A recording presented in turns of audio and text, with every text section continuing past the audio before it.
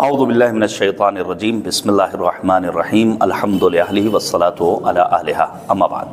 حضرات السلام علیکم ورحمۃ اللہ وبرکاتہ۔ بانی تنظیم خطیب اعظم مولانا سید غلام عسکری علی اللہ مقامہ کے اس جملے سے میں اپنی گفتگو شروع کرتا ہوں کہ ہماری قوم بے عمل نہیں بے خبر ہے۔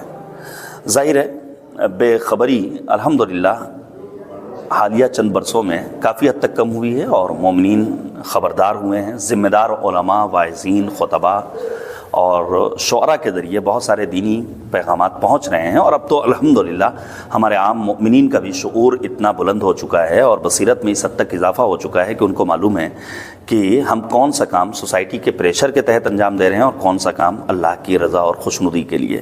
دیکھیے، سوسائٹی پریشر کے تحت کسی کام کو انجام دینے میں اللہ بہرحال خوش نہیں ہوگا۔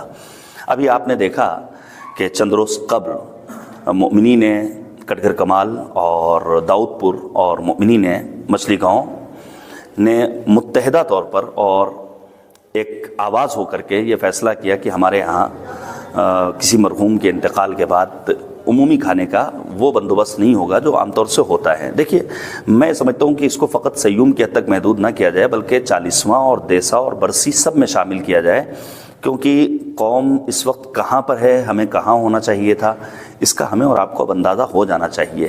ایسا نہ ہو کہ ہم ان چھوٹی چھوٹی چیزوں میں الجھے رہیں اور پھر ہمارا جوان اس وقت کا انتظار کرے کہ کس وقت مولوی صاحب ممبر سے اتریں گے اور دسترخوان لگایا جائے گا اور پھر ہم تلاش کریں کہ مٹن ہے کہ چکن ہے۔ ہمیں بہت آگے جانا ہے۔ ہمیں اپنے وقت کے امام کا انتظار یوں ہی نہیں کرنا ہے کہ ہم اپنے رخسار پر اپنی انگلی کو سجانے اور پھر اللہم عجل ولیک الفرج کی آواز بلند کرتے رہیں، بلکہ میدان عمل میں اترنا ہوگا۔